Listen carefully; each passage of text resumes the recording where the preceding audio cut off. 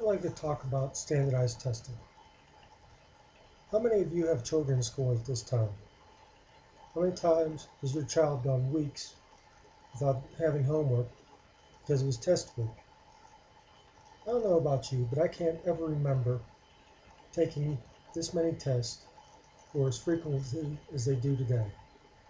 Also, it seems like more emphasis is placed on the test than their normal subjects. I'd like to now explain some facts about standardized testing. Standardized testing has actually is a relatively new idea.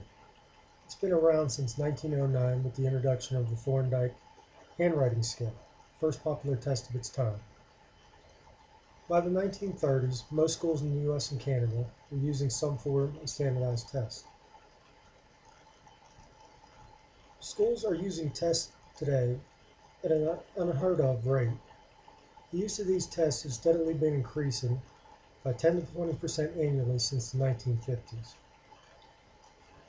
They are being used for such things as placement tests, IQ tests, and advancements for students in preschool through college.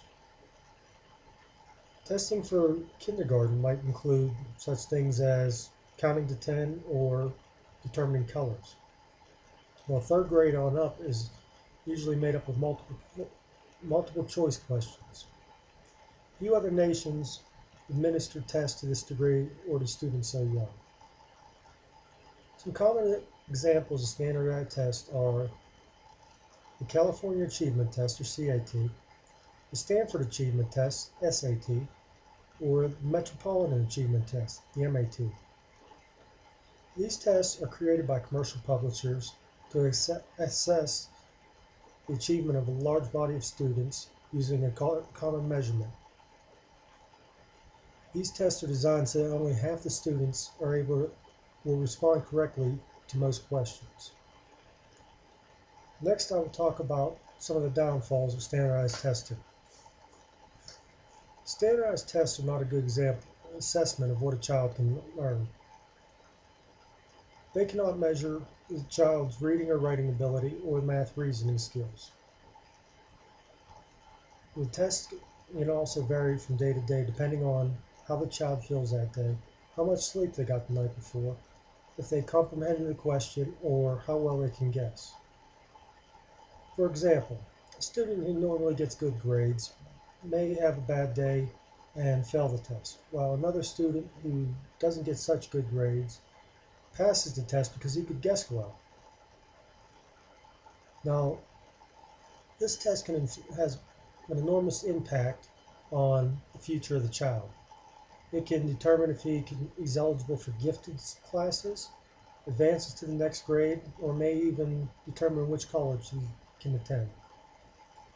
Now I'll talk about the relationship between standardized tests and the curriculum of the school, the relationship between them. Today's schools are rated by how well the student body is able to score on these tests. Funding for school programs are based on the abilities of the students to take these tests, causing the score to be an influential part of determining the direction of the school curriculum. In the past, teachers were able to focus on children and treat them as individuals, which have unique needs. Now, though, teachers are being pressured to teach what's on the test and focusing more on the test by the normal classes.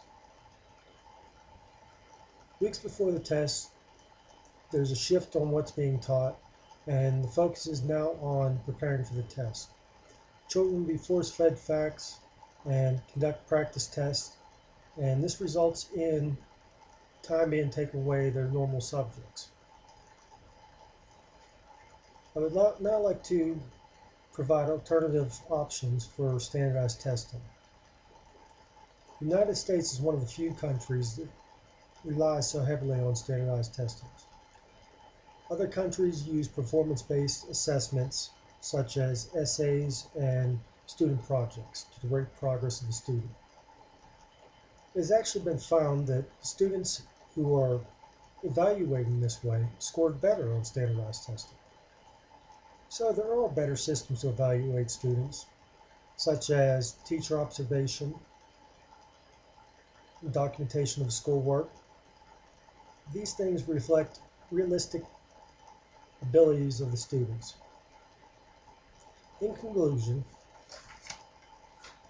I've talked about the history of standardized testing, some common types of tests, the downfall of putting too much emphasis on the test, relationship between the school and the test, and given examples of alternative education evaluation techniques. There's no magic formula for gauging the learning ability of a student or a large body of students.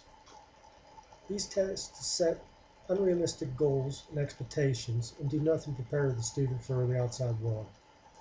We as a culture need to come up with an alternative or compromise to this program before it is too late.